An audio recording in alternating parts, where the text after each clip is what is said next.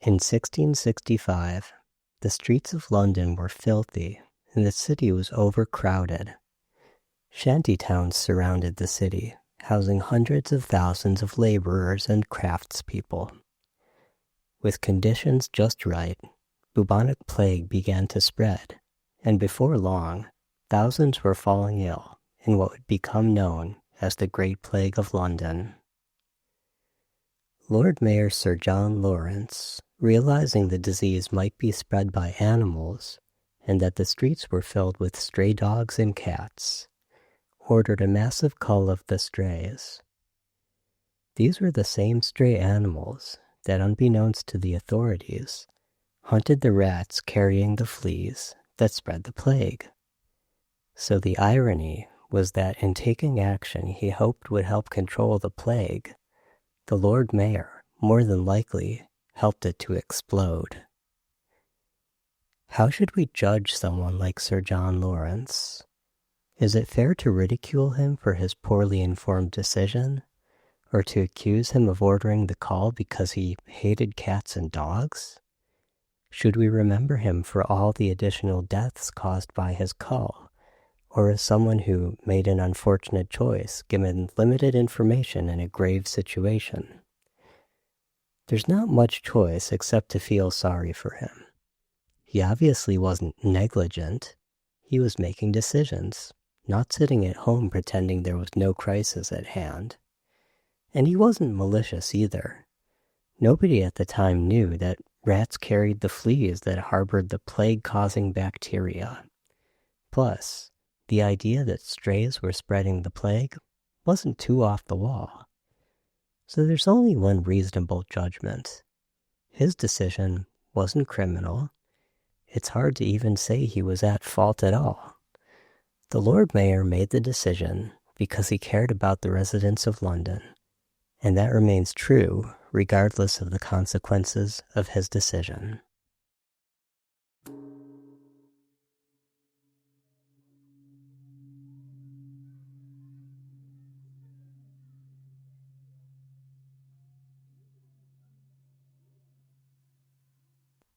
Exploring the Analects, Episode 23, Passages 4.3 and 4.4, Love and Hate.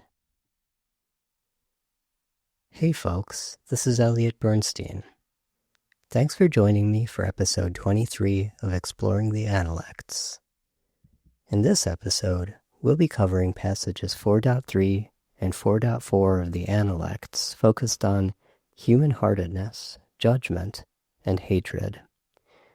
We'll be looking at situations not too different from the ones Sir John Lawrence found himself in to understand the Confucian view on when condemnation is appropriate and what people can do to free themselves from bad intentions.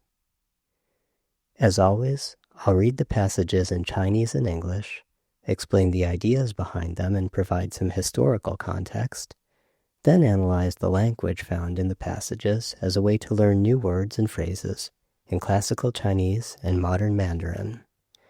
If this is your first time listening, be sure to subscribe and drop me a hello in the comments. One quick note before we kick things off, I've made a ton of updates to analects.net over the past few weeks, including contextual definitions for every single character in the book, improved accuracy of pinyin for special pronunciations, clickable links on English translations that highlight the associated Chinese characters, and 2 new reader modes that let you experience the Analects in classical, vertical, right-to-left reader styles. Plus, I'm about to push an update releasing tools that help you practice understanding those pesky grammatical particles. I'm also excited to announce that within the next couple of weeks, you'll be able to download iOS and Android apps with everything on analects.net, plus 2 museum-quality historical manuscripts and 1 woodblock print of the Analects to read anywhere, online or offline, with all the tools you need to learn and understand. As soon as those are available, I'll update the website with the links, Alright, let's get started. Here are the passages in a modern Mandarin pronunciation, followed by my translations into English.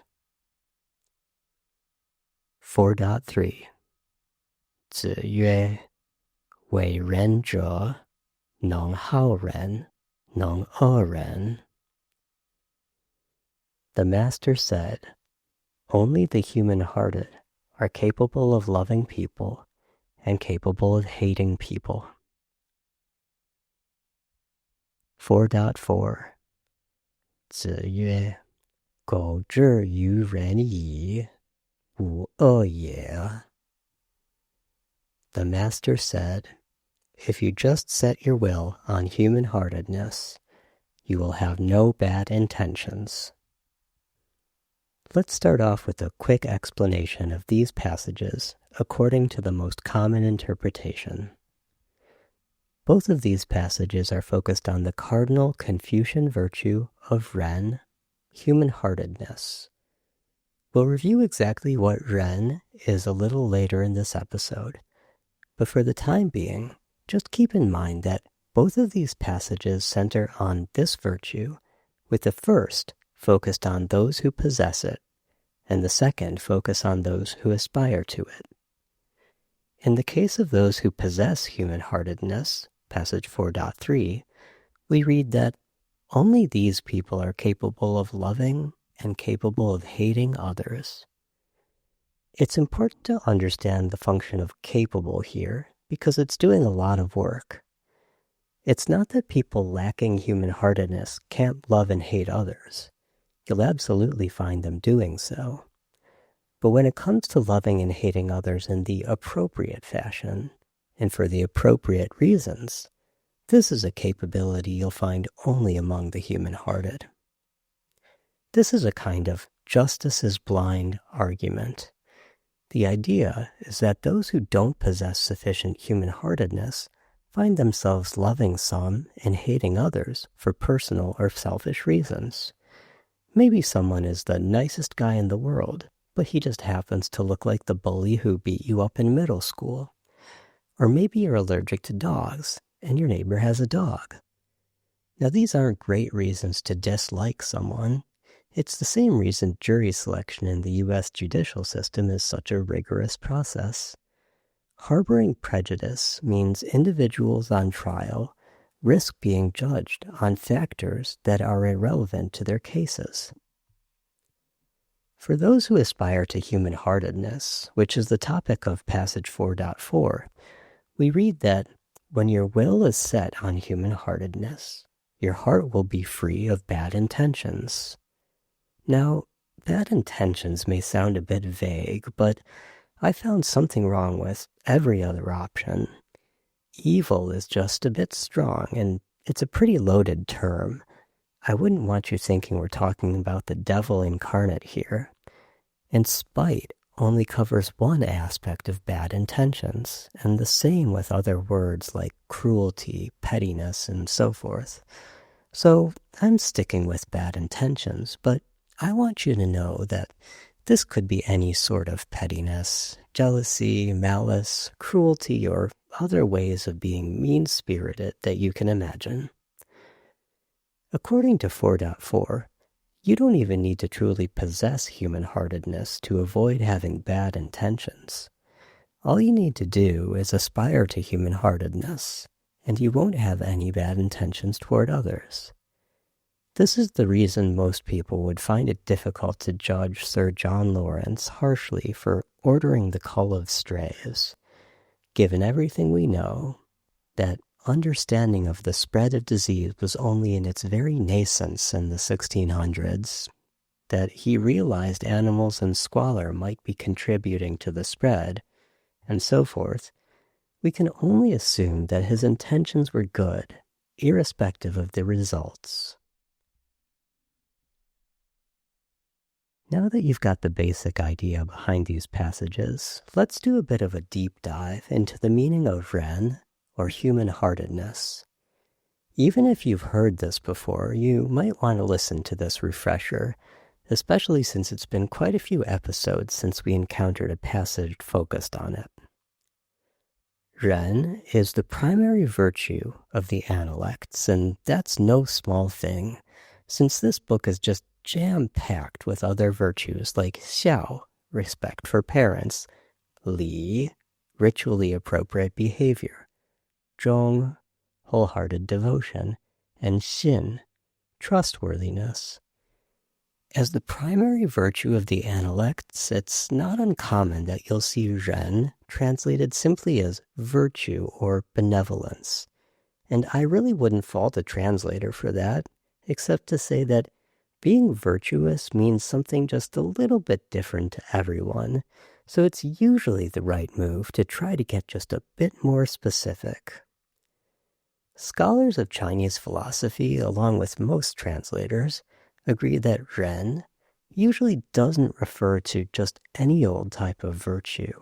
It's always associated with relationships between people.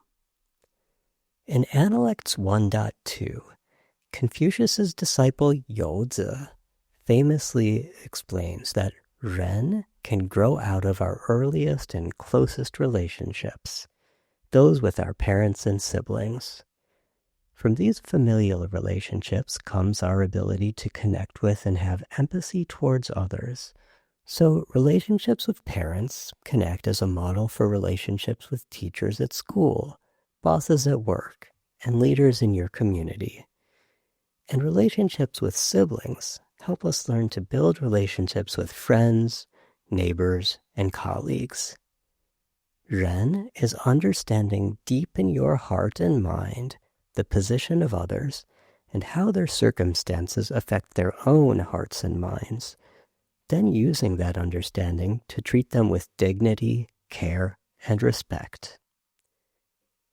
With that context, I hope it makes sense that I tend to choose human-heartedness as my translation of Ren.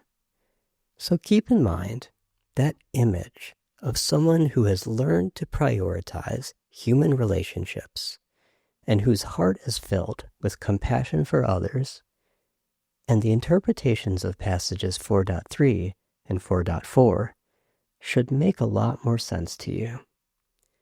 Human-heartedness is about understanding others and about putting humaneness and humanity at the center of your values. If you possess human-heartedness, according to 4.3, you're supposed to have that objectivity and clarity of judgment that others lack.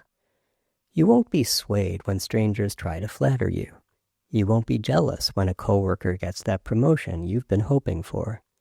You'll be able to put aside selfish desires and understand when it's actually appropriate for you to want or possess something.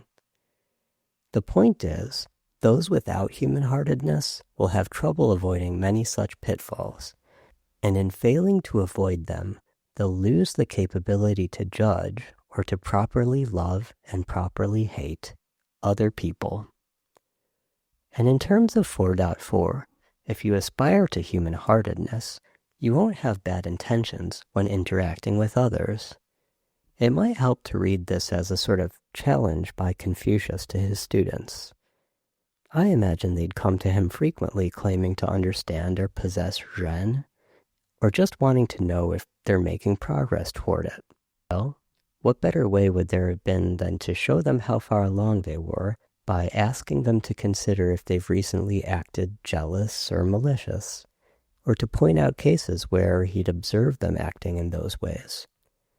It's a lot like passage 13.27, the one we covered in episode 8, where Confucius said, "If one is resolute in making decisions, and has the grit to follow through, if they choose simplicity in both appearance and words, then they may approach having human-heartedness." If you can recognize qualities like grit and simplicity in your behavior, then you're approaching human-heartedness. If you find your own behaviors to be petty and jealous, then you're probably not approaching it. Now that we've covered Ren, I'm going to wade into murkier territory. I can already hear some of you saying, "That's good enough for me. Please stop right now and don't confuse me with alternative interpretations and translation issues." But I guess you're just going to have to bear with me, because of course it couldn't possibly be as simple as a single interpretation. These are 2,500-year-old words after all, and that's more than enough time to come up with a few different ways to read them. The most controversial character in these two passages is or woo. That's one character read with two different pronunciations. According to the translation above, it's woo in passage 4.3, and it's in passage 4.4. In 4.3, we've translated the character as hating, and in 4.4, we've translated it as bad intentions. But again, it's one character, and it appears in two passages right next to one another, so why should we translate them in different ways? Isn't it just as likely, if not more likely, that it means the same thing between the two? Well, here's what happens if we do that. 4.3 becomes, only the human-hearted are capable of loving people and capable of hating people. And 4.4 becomes, if you just set your will on human-heartedness, you will have no hate. You see the problem, right? If we translate it as woo to hate, and we use hate in both passages, they seem to flat out contradict one another. So if you decide they must mean the same thing, or be two forms of the same word, you might wonder, what's exactly going on with this book? Is there some kind of a translation issue? Is there some difference between striving for human-heartedness and truly possessing it that makes a certain kind of hatred possible? Well, here's the simplest explanation. This one comes from Robert Eno's commentary in The Analects of Confucius, a teaching translation, which, by the way, is available for free for download through the Indiana University website. He writes, "These two passages seem contradictory, suggesting the Analect's complex editorial process. And that's honestly no worse of an explanation than any of the others I've read. The Analects was written and compiled by many individuals over the course of several centuries. The text itself makes it clear that the disciples had different interpretation of Confucius's philosophies, even when he was alive. After his death, a number of disciples went on to found their own schools, some very influential. So maybe one disciple felt that the human-hearted could love and could hate, but another felt hatred was never appropriate. Or it could have been that some Confucians were taking this license to love and hate as a pretext to selfishly gain advantage over others, so the latter passage was included as a way to temper the first. We could speculate all you want about these two seemingly contradictory passages and how they ended up next to one another. The point here is that it wasn't just the ideas of Confucius that made it into the Analects. It was also the ideas of his major disciples like Youzi, who we heard from before, and Zhengshen, as well as many never-to-be-known compilers who collected, arranged, and edited what would become a relatively stable and coherent text only several centuries after Confucius's death. Though it's worth noting, these two sayings side by side are in Book 4, which many scholars consider the oldest and most carefully composed part of the text. So whoever placed them next to each other probably wasn't embarrassed or confused by the pair. If you reject the notion that the book might contradict itself and insist that these passages must make sense together somehow, that's when you'll want to start reading the traditional commentaries. There are two schools here. The first I'll call the hating bad intentions camp.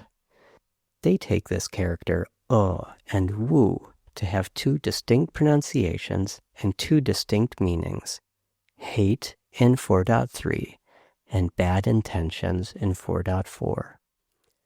The second I'll call the pure hatred camp.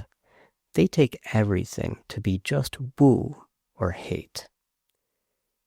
Let's start with the hating bad intentions camp. Among Confucian scholars, Han Dynasty scholar Kong An Guo had settled on this interpretation in the 2nd century BCE, and it was later cemented as canon by the great synthesizer Zhu Xi in the 12th century. These folks argue for a sort of ladder of attaining human-heartedness. On that ladder, 4.4's no bad intentions is several rungs lower than 4.3's ability to love and hate. It's like you're stepping onto the ladder when you set your will on human-heartedness. And just by stepping onto it, you'll avoid having bad intentions. But it's only when you've climbed quite a bit higher that you'll gain the ability to properly love and properly hate others. As it happens, the oldest surviving use of 4.4, from centuries before either camp existed, already reads it as the hating bad intention camp does. It appears in the Chunqiu Fan Lu, the luxuriant dew of the spring and autumn annals. This is a Han Dynasty work traditionally attributed to the jurist Dong Zhongshu. The luxuriant dew mines the Chunqiu, the spring and autumn annals, a historical chronicle that was traditionally credited to Confucius himself, for hidden moral judgments. This analytical technique is called Wei Yan Da Yi, small words with big meaning. It treats the annals' word choices as verdicts. For example, when the annals describes a killing as shi rather than sha, this brands it as a regicide, not just a mere killing. An attack labeled fa is a declared legitimate campaign, while qin marks an unauthorized incursion. And what the annals doesn't say can be a verdict too, as you're about to see. Here's a story from the luxuriant dew. In the state of Song, Duke Xuan had a son named Yu Yi and a brother named Mu. On his deathbed, instead of doing what was expected and naming his son's successor, Duke Xuan chose his brother. Years later, on his own deathbed, Mu repaid the kindness. He returned the throne to Yu Yi and exiled his own son to the neighboring state of Zheng to prevent any type of competition or animosity. It didn't work. Song and Zheng fought war after war, and eventually a powerful Song minister murdered Yu Yi and brought Mu's son home to take the throne. So, how should Duke Xuan and his brother be judged? Imagine the Attorney General of the afterlife weighing charges. There are two on the table, the lesser charge of violating the order of succession, and the graver one, that the two of them colluded to shut Yu Yi out of succession. It's kind of like the difference between manslaughter and murder. The result is the same, but the intent is the key. If the brothers had harbored ill will towards Yu Yi, the graver charge fits. But the evidence points the other way. Mu gave the throne back at the cost of exiling his own son, and that's not the behavior of a co-conspirator. The Han legal tradition had a slogan for exactly this type of reasoning: 论心定罪, assessing the heart to determine the crime. So the luxuriant dew's verdict was, the Duke and his brother made principled but problematic decisions that were well-intentioned, but contrary to the rules, and ultimately disastrous. Their aspiration to human-heartedness shields them from the charge of harboring bad intentions, but their rule-breaking bars them from praise. Since the annals itself was unable to condemn or endorse, it says nothing about them at all. The Fan Lu reads this silence through the small word's big meaning lens and sees that as the verdict. The Fan Lu wrapped up this story by rendering judgment in the words we know as passage 4.4.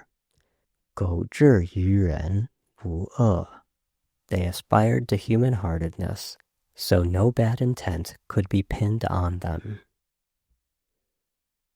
Let's move on to the pure hatred camp, the one that reads both 4.3 and 4.4 with wu, or hate. This interpretation only surfaced much later, starting in the 11th century with Su Zhe, brother of the famous poet Su Dongpo, and no small-timer himself, since he was a vice grand counselor.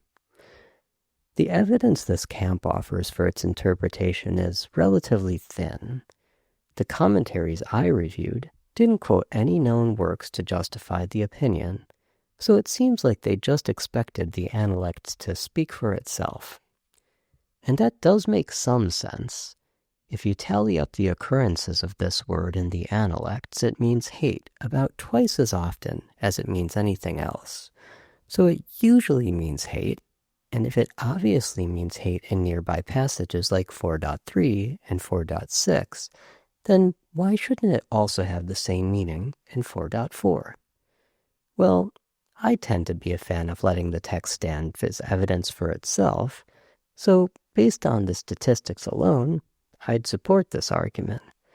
But then I think back to the Eno quote about remembering what happens when we read 4.3 and 4.4 like this. They immediately seem to contradict one another. So the pure hatred camp has some real work to do finding a way to extract itself from that contradiction. The guy who made the best case for how to do that was Wang Kaiyun, a late 19th century and early 20th century scholar who worked with some of the most consequential statesmen in late imperial and early republican Chinese history, like Zhong Guofan and Yuan Shikai. He made the argument that these passages described a kind of tough love. Here's what he wrote. The human-hearted love people, even those they reject, discard, banish, or exile. They wish to see reform themselves, and they take measures for their safety. It is not only the fully human-hearted who are free of hatred. Anyone who merely sets his heart on human-heartedness has nothing he personally hates. In other words, those with any degree of human-heartedness love people, so even when they must reject others, this is done out of concern and never with animus. But remember, 4.3 does in fact say that the human-hearted are capable of hating people. So it sounds like we need to take a closer look at what kind of hatred the human-hearted might have. For this, we can turn to passage 17.24, possibly the most in-depth discussion of hatred in the Analects. Here, Confucius's businessman disciple, Tze Gong, asks if the exemplary person also feels hate. What follows is a list of things that Confucius says the exemplary person can hate. It includes those who proclaim the faults of others, those who, occupying an inferior position, slander their superiors, those who act courageously but lack propriety, and those who are resolute and daring but overly stubborn. Tze Gong goes on to list what he hates, including those who parrot others' ideas and mistake this for wisdom, those who mistake insubordination for courage, and those who mistake the malicious exposing of others' private affairs for uprightness. Well, just in case you started thinking about something else while I was reading, it's worth noting what is and what isn't in that list. It is a list of ways people act, along with the judgment that these ways of acting are worth hating. It is not a list of types of people. It's not the rich or the poor, farmers or soldiers, or any particular type of identity or status. So again, the reading supported by Wang and the pure hatred camp is that the human-hearted can love people and can hate people, but this hatred is actually a moral objection to behaviors as well as a care for their rectification. And unlike those without human-heartedness, whose hatred is often selfish and biased, the human-hearted never detest an entire class of people. Wrapping up the overview of the pure hatred camp, I want to clarify the fact that none of this, the tough love reading, the behavior not people distinction, etc., actually comes from Wang himself. He makes the assertion, but he doesn't argue for it. The case only holds up because we went looking for it. Passage 17.24 is sitting there right in the Analects, possibly something he had in mind. But we'll never know because he never bothers to cite it. Alright, that just about does it for the varying interpretations of these passages. So let's move on to learn a bit of Chinese from the characters, starting with 4.3. 为人者能好人能恶人. At a very basic one-to-one translation of each character, we get only human-hearted ones can love people, can hate people. 为 here means only, and is the same character you'll find in the modern Mandarin, 唯一, the only or sole thing, often in a group. For example, I could say, 我是班里唯一的男生. I'm the only male student in the class, which is true since I've been doing a lot of Pilates recently. One interesting side note is that this character is substituted for 心字旁为 in some editions. All commentators say that these two characters have exactly the same meaning. 仁者 is the human-hearted, where 者 is a nominalizer found in both modern and classical Chinese. You can also translate this as people who possess human-heartedness. At least, you can do that until dogs or aliens with human-heartedness show up. Nong appears twice in Nong hao ren and Nong wu ren. In both cases, it indicates not just possibility, but capacity or capability, again, just like it does in modern Mandarin. And finally, hao ren and wu ren. Of course, you'll already be aware that hao doesn't mean good, and it's not an adjective. It means to approve, appreciate, or love, as it usually does throughout the Analects. Don't forget it's that fourth tone. And wu, as its opposite, means to hate. It's very much up for grabs how to translate these two given their proximity to one another. So depending on how charged or directed a given translation is, you might find pairs like affection and hostility, like and dislike, or love and loathe.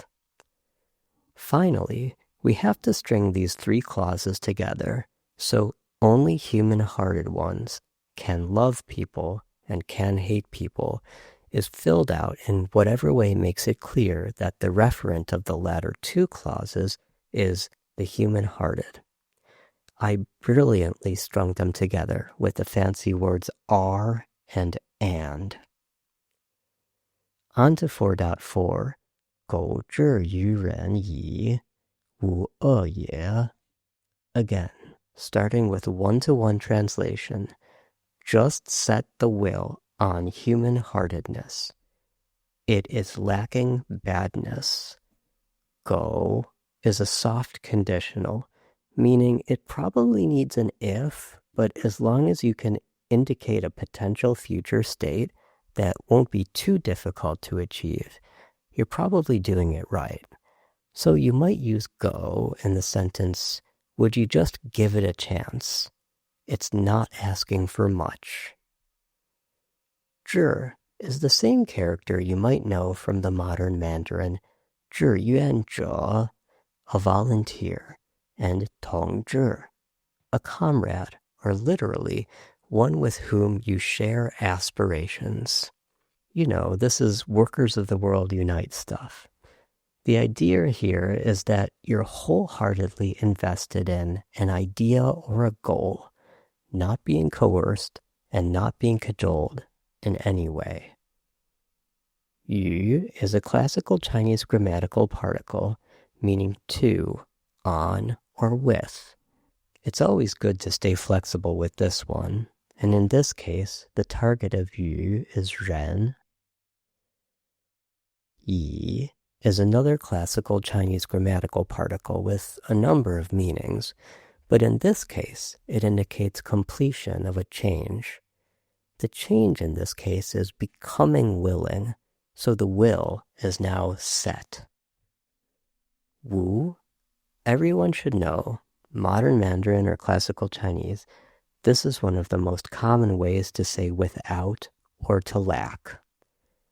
And we've already discussed ad nauseum, and if you don't remember, it could mean hate or badness. You might want to restart this episode. You might be wondering where the intent crept into my translation. Well, I partially blame the Slingerland translation for that, but the reason it works is because of zhi and ren.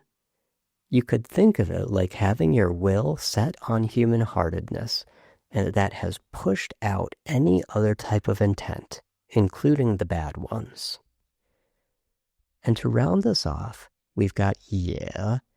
This is the classical Chinese grammatical marker for a statement, so it often doesn't get rendered into any actual words, but if we go back to that one-to-one translation above, it's the copula, it is.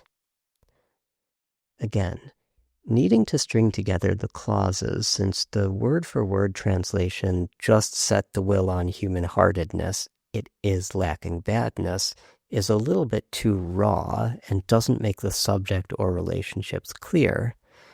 I personally amplified the conditionality of go and directed the passage at the reader by writing if you, just, and then added yi and zhi to write set your will, after which you had to be rendered as on. So up to this point we're at if you just set your will on. Then in the second clause we continued with you as the subject, and the conditionality requires will as a potential future. Wu, being a lack of possession, means we can say have no, since lacking sounds a little bit too negative for something you don't want to begin with. And finally, has to reflect badness, but is supplemented with intent since we're discussing the will, so we end up with bad intent. So the second part of this phrase becomes, you will have no bad intent.